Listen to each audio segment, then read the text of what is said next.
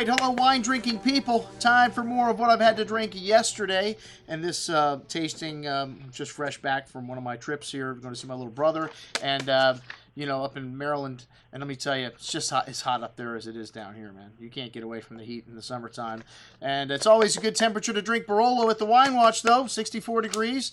And this is my favorite size tasting, just 7 people, especially when you got 8 bottles of wine, man. You know you're going to get enough to drink at the Wine Watch here anyways.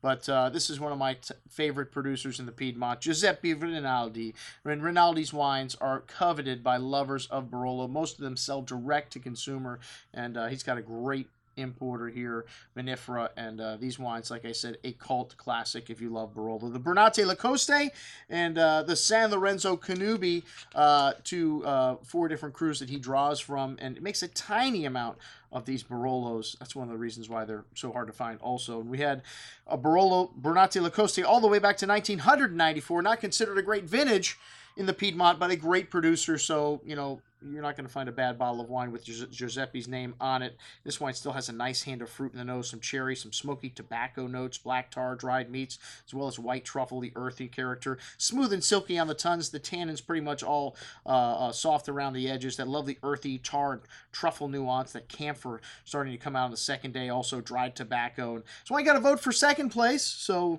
even though it was definitely the underling on the table, still a very good bottle of wine. Probably the best to drink tonight.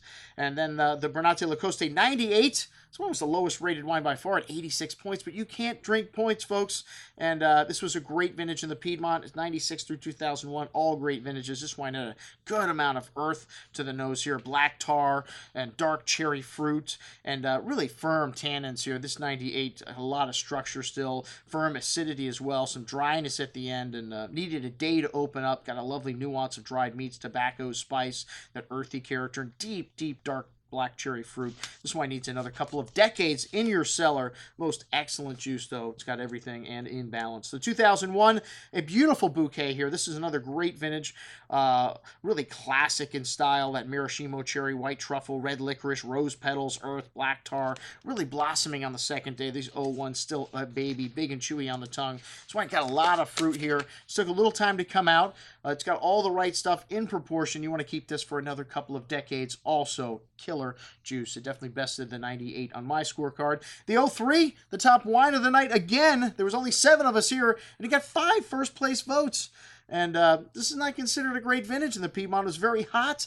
You have a lot of variable quality, but again, a great producer here. A lot of sweet red cherry fruit, very seductive, pretty rose petal notes, exotic spices, just smooth as silk on the tongue, and a lot of lovely ripe brown tannins. This one showing some beautiful cherry fruit, and like I said, a real crowd pleaser with this group again this year. Most excellent juice. I like the 05 a little better. Another forward and seductive vintage from Barolo. This wine's got a lot of sweet, tart, red cherry fruit, really liqueur-like in richness, that fresh truffle and really ripe brown tannins here, making this wine very drinkable. A little bit of heat at the end, but this wine, lovely balance here. It should last for another 10 years easily. In a few more years, it should be drinking like this 03, just smooth and silky and at its peak.